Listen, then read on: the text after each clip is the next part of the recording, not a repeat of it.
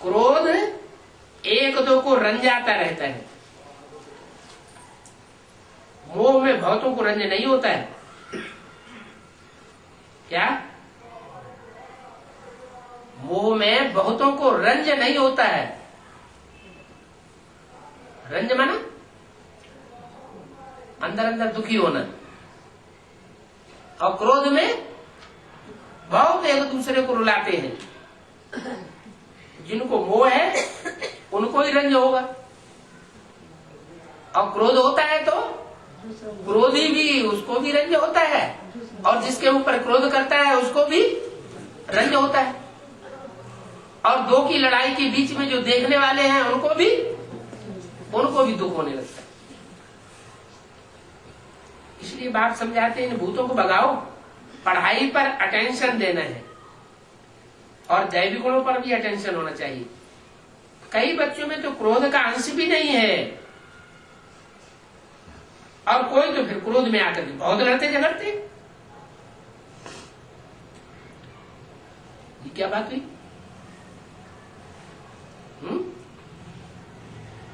वो कौन से बच्चे हैं जिनमें क्रोध का अंश भी नहीं है?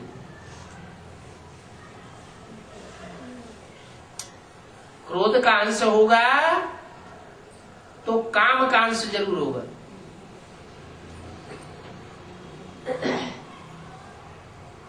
कोई अपने क्रोध को छिपाए लेते हैं, लेकिन क्रोध को छुपाना बहुत मुश्किल होता है। क्रोध फट से बाहर आ जाता है। तो समझ लेना चाहिए कि ये जो क्रोधी है ये जरूर कामी भी होगा।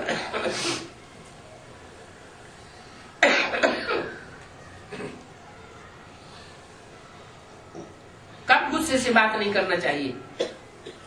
कोई गुस्सा करते हैं तो समझना चाहिए इस समय क्रोध का भूत है। और अव्यक्तवाणी में तो बहुत खतरनाक बात बोल दी। कोई में क्रोध आता है तो उस समय क्या समझना चाहिए?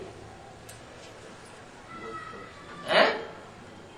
क्रोध आने वाले को, जिसमें क्रोध आता है उसे क्या समझना चाहिए? नहीं, ये तो अभी बात बताई मुरली में। नहीं, कामी वो भी मुरली में बात बताई। अव्यक्तवाणी में एक और बात बताया जिसमें क्रोध का भूत आता है उसे उस समय समझना चाहिए कि मैं चांडाल बनने वाला हूं।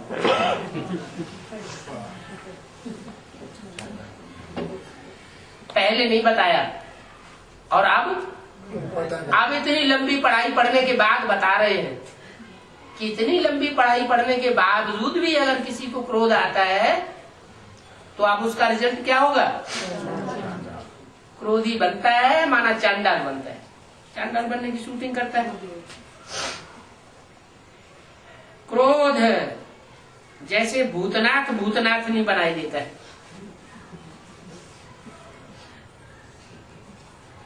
ऐसे भूत वालों से कब बात नहीं करना चाहिए।